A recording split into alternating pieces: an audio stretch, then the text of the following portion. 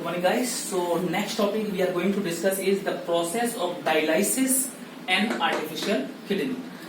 Generally आपको हम पिछले वीडियो में ऑलरेडी बता चुके हैं किडनी जो है आपकी काफी वाइटल ऑर्गन है जो हेल्प करती है बॉडी के अंदर जो मेटाबॉलिक एक्टिविटीज के द्वारा टॉक्सिक सब्सटेंस या नाइट्रोजनस वेस्ट आपके इकट्ठे हो जाते हैं तो ब्लड से उसे वो फिल्टर करती है बॉडी के बाहर भेजने में हेल्प करती है। ये फंक्शन होता है आपका किडनी का। जनरली दो किडनी आपके पास होती है एब्डोमेन रीजन में दोनों साइड पे, और दो किडनी जरूरी होती है आपकी एक्सक्रीशन पर्पस के लिए। लेकिन अगर आपके पास एक किडनी भी हो, एक किडनी आपकी खराब हो जाए तो कुछ कंडीशन के साथ आप उस एक किडनी के ऊपर भी सर्वाइव कर सकते हैं, जिंदा रह सकते हैं।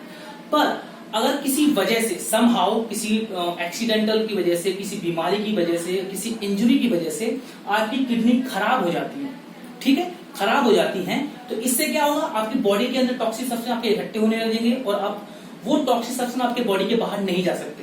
तो आपको उन टॉक्सिक सब्सटेंस को बॉडी के बाहर ले जाने की जरूरत पड़ेगी और उस समय पे आपका काम आता है आर्टिफिशियल किडनी, या जो एक आर्टिफिशियल मशीन है, डायलिसिस मशीन है जो हेल्प करती है बॉडी से उस टॉक्सिक सब्सटेंस को बाहर निकालने के लिए, ठीक है।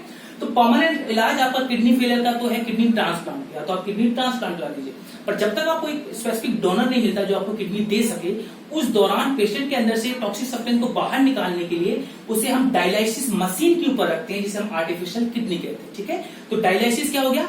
Dialysis is the process in which the patient's toxic substance are removed with the help of artificial machine which is called artificial kidney, and this process is called dialysis। मतलब artificial kidney की help से या artificial machine की help से toxic substance को body के बाहर फेंकना ही कहलाता है डायलिसिस।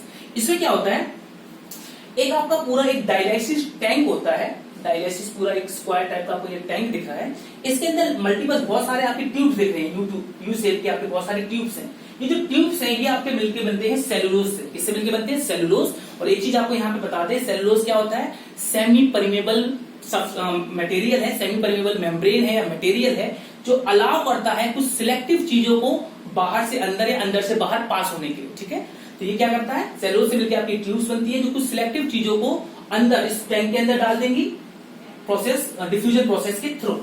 अब क्या होता है, हम जो आपकी आर्टरी है इससे हम जो डर्टी ब्लड है आपका वो पंप की हेल्प से फोर्स करते हैं इन सेलुलोज की ट्यूब्स के अंदर, ठीक है। आर्टरी से यहाँ कनेक्शन, आपकी रिस्ट के ऊपर एक आर्टरी होती है, उससे आपकी कनेक्शन लेके with the help of pump हम इसे फोर्सफुली इस डर्टी ब्लड को जिसके अंदर टॉक्सिक सब्सटेंस है इसे फोर्स करते हैं इस यू ट्यूब के सेलुलोज से बनी हुई ट्यूब्स के अंदर। अब आपको एक चीज बता दें, इस यू ट्यूब के अंदर एक सॉल्यूशन, लिक्विड सॉल्यूशन पूरा भरा हुआ है जिसे हम कहते हैं डायलाइसिन सॉल्यूशन। और ये डायलाइसिन जो सॉल्यूशन है इसकी कंसंट्रेशन पीएच बिल्कुल वही होती है जो ब्लड की होती है।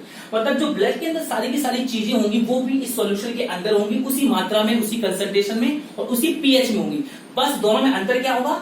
ब्लड के अंदर नाइट्रोजनस वेस्ट या टॉक्सिक सब्सटेंस होंगे जो इस सॉल्यूशन के अंदर नहीं होंगे। बाकी सारी कंसंट्रेशन ब्लड के सॉल्यूशन की सेम होती है। तो अब क्या होता है, जब आर्टरी से पंप की हेल्प से हम ब्लड आपको फ्लो कराते हैं इन ट्यूब्स जो सेलुलोज से मिलकर बनती हैं, तो क्योंकि ये सेमी परमेबल मेम्ब्रेन है और इसके अंदर जो सॉल्यूशन है उसमें भी सेम कंसंट्रेशन सब्सटेंस की जो ब्लड के अंदर है, सिर्फ टॉक्सिक सब्सटेंस नहीं है। तो टॉक्सिक सब्सटेंस इन ट्यूब के अंदर है जबकि सॉल्यूशन के अंदर नहीं है। तो हायर कंसंट्रेशन से lower concentration, simple diffusion process से सारा का सारा आपका जो टॉक्सिक सब्सटेंस इस सॉल्यूशन के अंदर आ जाएगा और ये लंबे समय तक इसमें ट्रेवल करता ताकि ज्यादा से ज्यादा डायलिसिस उसके ज्यादा से ज्यादा डिफ्यूजन से टॉक्सिक सब्सटेंस इस टैंक के अंदर आ सके। फिर जो ब्लड आपका यहाँ से होते हुए जो यहाँ से जब यहाँ तक पहुंच जाता है तो पूरा का पूरा ब्लड के अंदर जो टॉक्सिक सब्सटेंस इस टैंक के अंदर जाते हैं और प्योर ब्लड आपका वेन के थ्रू दोबारा से बॉडी के अंदर सर्कुलेट कर दिया जाता है।